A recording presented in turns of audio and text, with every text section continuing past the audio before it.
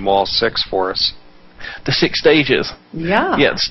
Okay, well, stage 1, you essentially, almost like automatic writing, you put your pen on paper and you make a reflex action. Okay. And within that reflex action that you write down on the paper, essentially all the information that you'll ever get from the target is recorded in this reflex action that comes across. This is called an ideogram. What we then do is we probe that for basic information. So we ask if the ideogram is a man-made, is it gas, is it water, is it a structure, or is it natural? So we're looking for a gestalt piece of information about that target at this stage. So very, very primitive basic information in stage 1. So in other words, you're not getting a picture, like a clip, like, oh, look at that plane, it says F-10. You're seeing an image. Is that what you're saying? We, within remote viewing, it's hard to describe really, because the name remote viewing doesn't do justice to the process, because essentially there is no viewing involved in it. You don't see it. You generally don't see images in your head, and in fact, if you do see clear images in your head, we're taught to chuck them out, because those clear images are more often than not imagination rather than real psychic data. I see. Real psychic data seems to be very shaky, out of focus, quick, fleeting glimpses of imagery, but anything that holds its focus in your mind is generally imagination.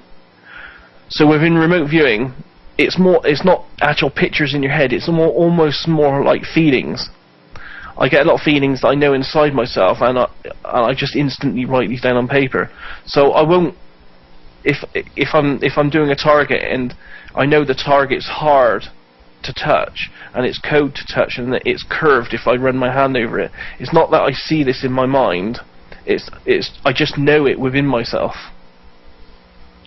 So is that, that is an incredible first step, though. I mean, you're going through, what sounds like to me, anywhere from 10 minutes to 2 hours worth of trying to define what exactly you're dealing with. Is that somewhat accurate? It is, not just on stage 1. On the 6-stage process, I quite often, when I do projects for you and other people, for me it is a 2 to 3 hour process. Total for the whole assignment, correct? Yeah, and Okay. afterwards I also have to, because we're also reporting to people like you, I end up having to type it up and scan in my sheets of paper and that. So it can be a 3 to 4 hour process just to do each one. Well, I know that almost all of the documentation that you present to me, especially the imaging parts, I mean, I've received 20, sometimes 22 pages from you just on one particular investigation that we have. So pretty intense. Well, it's extremely intense, and then absolutely, yeah. One of the requirements of the group is, I don't have the time to go over each and every category because it would take him almost 2 years to explain all of it to me. So what DAZ does in the situation of the Find Me group is he actually dissects it all and then puts all of that information on the form that is easily extracted by me, but also I can go back from what's on the form to all of his writings and all of the images I see and find out how he came to that conclusion. So it is somewhat of a learning process. Did you ever, Daz, have an actual visual of something coming in through the remote viewing zone? Someone had said once, in fact they mentioned it on the chat line, that some remote viewers had seen Saddam Hussein burning the oil fields. Those kinds of imagery, yes. During the Iraqi war. I mean, is that something that would have been viable? Would that have even been remote viewing? Yes, we can have visions that come through. Essentially, what happens with remote viewing is it's a mix. So some of it's feelings, some of it's fleeting imagery, but generally it's just a general, I feel this is right about the target. Mm-hmm. And one of the other stages as well, like I described stage 1. After we've done stage 1, we move on to stage 2, and that's essentially where we just sit down with a sheet of paper and we write what we call sensory information. So I ask myself then, what does the target taste like? And the moment I ask myself that, I'll get impressions in my mind, so I'll write those down. You know, it tastes metallic, this kind of thing. More things in stage 2 would be we smell the target, we touch it. It's hot? You mean it smells like gasoline? Absolutely. Fire, you know? Yeah, absolutely. The very first things that come into our mind we write down. So yeah, we do get sensations like, you know, hot and cold. We get all the smells. If we pretend to taste the target, we'll get a taste of wood, or we'll get a taste of coffee, whatever it tastes like, we'll get that. We're using every one of our senses in stage 2 to give us basic information about target, but building on the stage before. Well, and then, you know, with that thought in mind, we're going to jump to a quick 2-minute break here, but I did want to come back and ask you specifically how you go through that process as far as the taste and the sensory perception of what you're getting at. So hold that thought, Daz. We're going to come back in a couple minutes, and we'll get to the bottom of this. Thanks very much. Thank you. Look forward to it.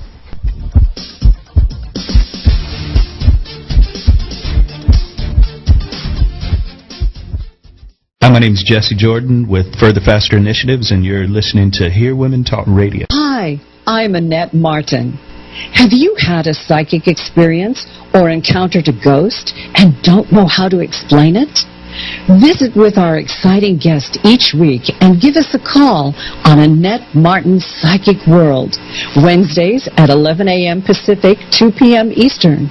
Call or drop into our chat room at Annette Martin's Psychic World on HearWomenTalk.com. Hi folks, this is private investigator Vicki Childs, host of the Vicki Childs Show on Hear Women Talk Radio. How safe is your cell phone? Is someone listening to all your calls or reading your text messages? How about your computer? Is someone watching all your keystrokes? Or do you want to know what your child, your employee, or your spouse are doing on a computer or cell phone? If you need computer or cell phone forensics, do what I do. Talk to Steve Abrams at abramsforensics.com. Steve is a highly respected and skilled forensics expert as well as an attorney. Contact Steve Abrams for a free 15-minute consultation at abramsforensics.com. That's abramsforensics.com, or click on the Abrams Forensics banner ad on Hear Women Talk and use promo code HWT.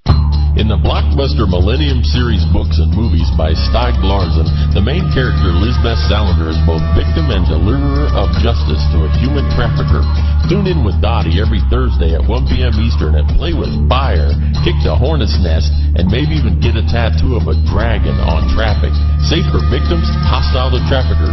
Listen, chat, call, save lives. That's Traffic every Thursday at 1 p.m. Eastern on Hear Women Talk Radio. When you're in Myrtle Beach, South Carolina, home of Zeus Broadcast Network and Hear Women Talk, there's a wonderful adventure that you should try. Carolina Safari Jeep Tours. Go to www.carolinasafari.com and check out Carolina Safari. Mention Hear Women Talk and get a discount from Carolina Safari Jeep Tours. See another side of Myrtle Beach. Get wild with wildlife. Explore history, nature, and mystery on a Carolina Safari Jeep Tour. This is Paul Trulove on Zeus Radio Network for HearWomenTalk.com.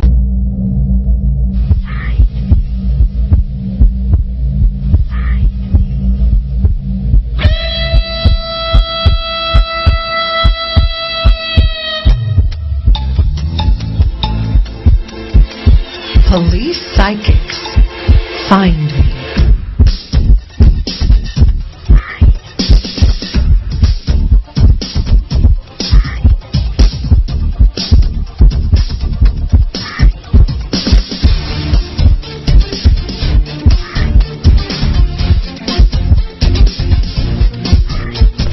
Welcome back, everyone. This is Kelly Snyder with Valerie Graham, and our special guest today is DAZ Smith. He's the remote viewer we spoke to a couple of weeks ago, and we have him back by popular demand. There were so many questions, Daz, as I mentioned earlier to you, that we really didn't feel that we did the remote viewing justice, so that's why we brought you back. So it has when to we left, you were talking about all these senses and all this perception that you have, you know, and the taste of wood and the taste of metal and all this kind of stuff. So